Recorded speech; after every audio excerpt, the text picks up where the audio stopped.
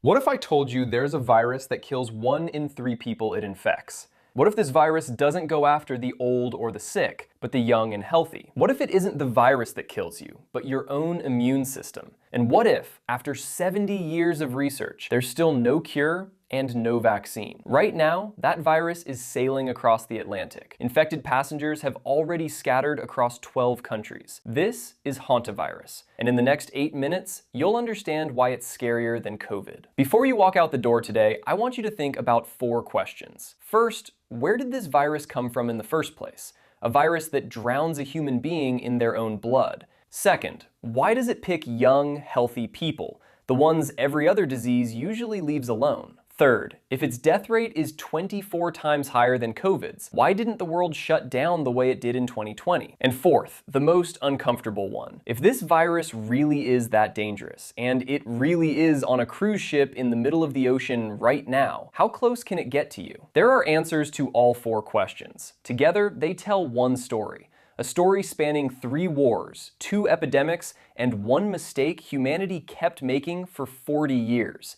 And it begins with an ordinary field mouse. The field mouse has lived alongside humans for thousands of years, and the entire time, it carried a virus we knew nothing about. The virus comes out in its urine, saliva, and droppings, but the mouse itself never gets sick from it. After a few days, those traces dry out and turn into ordinary dust. That dust settles on wooden boards, on hay, on tools, and when you walk into that shed and take your first breath, you breathe in the virus. Nothing warns you. There's no smell, no taste. That's when the cruel part begins. For 1 to 8 weeks, you live a perfectly normal life. Then it starts. A fever, aches in your back, a cough. At this stage, no doctor on earth will get the diagnosis right. 2 or 3 days later, your lungs start filling with fluid. Breathing becomes impossible. According to the CDC, at this point, 1 in 3 patients dies. There is no cure for hantavirus. There is no approved vaccine. A reasonable question comes up. How is this even possible in the 21st century? Scientists have known about this virus since 1951. That was during the Korean War. United Nations soldiers were dug into trenches along the Hantan River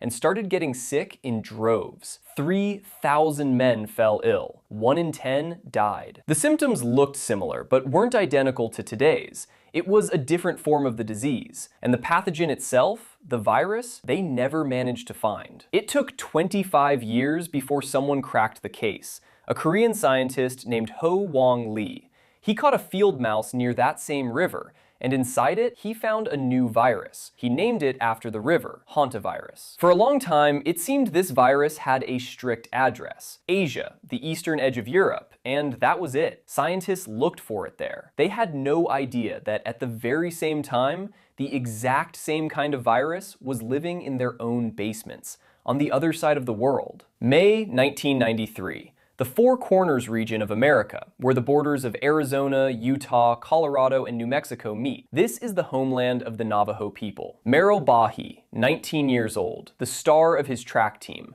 the pride of his family. There wasn't a healthier person in his county. On May 14th, he got into his car and drove to a funeral. He was burying his fiancée.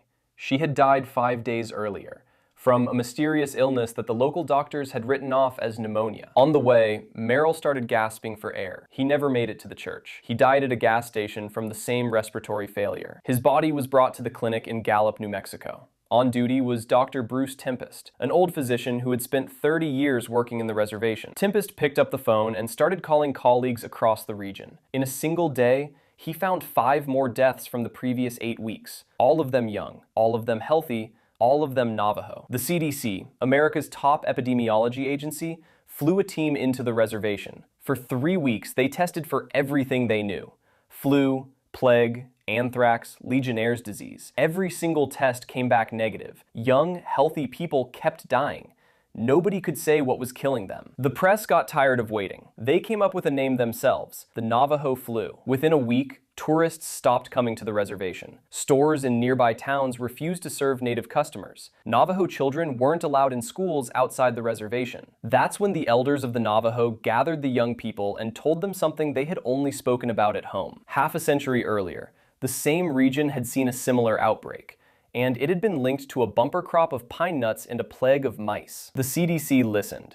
They set mousetraps around the homes of the dead. They caught deer mice, a local species that had multiplied to record numbers that year because of an unusually warm winter. Inside those mice, they found a virus, a close relative of the Hantavirus from the Hantan River, but a different strain with its own name, sin nombre, Spanish for no name. In a single spring, the geography of the disease was redrawn. Hantavirus turned out to be more than just an Asian guest. It was an entire family of viruses. The accusations against the Navajo were dropped. Investigators found that the American strain didn't pass between humans at all. The only people who got infected were the ones who personally inhaled the mouse dust. But the main mystery remained. Why did this new American cousin kill not the old, not the children, but the strongest people in the tribe? To understand the answer, you need to know one simple thing about viruses. Most of them work in a way that makes intuitive sense. The weaker your immune system, the worse it is for you. With Hantavirus, it's the opposite. The stronger your immune system, the higher your chance of dying. According to American statistics, the average age of victims is 38. Most of them are strong men with no chronic illnesses. To understand how this is possible, we need to follow what the virus does inside the body, step by step. Step 1. Infection. The virus enters the lungs through dust. Step 2. The clever hideout. The virus moves into the cells lining the inside of the blood vessels in your lungs and starts replicating. The cells themselves don't get destroyed. From the outside, everything looks normal. The body suspects nothing. Step 3. The alarm. After a few weeks, the immune system finally notices there's an intruder hiding inside its own blood vessels, and it sounds the alarm across the whole army. Immune cells start releasing signaling molecules called cytokines. These molecules call other cells to the fight. Normally, there are only a few of them. Here, dozens of different types are released at once. Scientists call this a cytokine storm. And here's the trap that this entire story has been building up to. The stronger your immune system, the more violent the storm it unleashes. Step 4. Self-destruction. A storm that powerful punches holes in the walls of the blood vessels in your lungs. The liquid part of the blood, the plasma, starts leaking straight into your lungs. The lungs fill up with your own plasma. You drown from the inside. Without intensive care, this takes 1 to 2 days. In a weak body, the immune system reacts slowly. The storm is mild, and doctors have time to help. In a strong body, the immune system reacts fast and viciously, and it's that fury that ends up killing you. This is the paradox that medicine first observed exactly here, with Hantavirus. The body, trying to defeat the infection, defeats itself instead. If a disease like this exists, why isn't the world talking about it? Why did we spend 5 years discussing COVID, but barely a word about a virus with 24 times the death rate? The answer starts in the same place humanity's last great fear started, December 2019, Wuhan. A new disease appears at a market. Something we now know as SARS-CoV-2, or COVID. One sick person infects 3 to 4 others around them, just by talking. On March 11th, 2020, the World Health Organization declared a pandemic. Over 5 years, more than 7 million confirmed deaths. Now, let's put the two viruses side by side. Death rate. COVID, about 1.5%. Hantavirus, 36%, 24 times higher. Number of infections. COVID, over 700 million people worldwide. Hantavirus, a few hundred cases per year across both Americas combined. A disease tens of times deadlier infects 1 million times fewer people. Why? The answer is the way it spreads. COVID travels through the air, from any person to any person. All it takes is being near someone on the subway. Hantavirus lives in dried mouse dust. To catch it, you have to walk into a place where mice live and breathe in. COVID is spread even by people who don't yet know they're sick. With Hantavirus, it doesn't pass between humans. The chain ends with you. That's what scientists believed, until they found the one exception to the rule. In the Andes, the mountains between Argentina and Chile, lives another relative of that original Korean virus, the Andes Hantavirus. And it's the only strain in recorded history that knows how to spread from human to human. For all their differences, COVID and Hantavirus share one thing. They both came to humans from animals. This kind of transmission has a name, zoonotic spillover. According to the World Health Organization, about 3/4 of all new human infections come to us this way. HIV, Ebola, rabies, the flu, MERS, SARS, COVID, and Hantavirus. Every time humans push closer to wild animals, clearing forests, expanding farms, building homes where only mice used to live. The chance grows that another virus will make the jump. And right now, in 2026, that jump is being made by the Andes strain, the one strain that knows how to travel from human to human. The cruise ship from the start of the video. Time to tell you what happened on board. A Dutch couple, bird watchers. For the 4 months before the cruise, they had been traveling through Argentina, Chile, and Uruguay, watching birds. Bird watching takes you into the kind of brush and foothills where mice carrying the Andes hantavirus live. On April 1st, 2026, they boarded a cruise ship in Ushuaia, the southernmost city in Argentina. On April 11th, the first passenger died on board. And because the strain was the Andes one, the only one that passes between people, the infection started moving from passenger to passenger. By early May, the ship had 8 confirmed cases, 3 deaths. Some of the passengers had already disembarked and scattered across 12 countries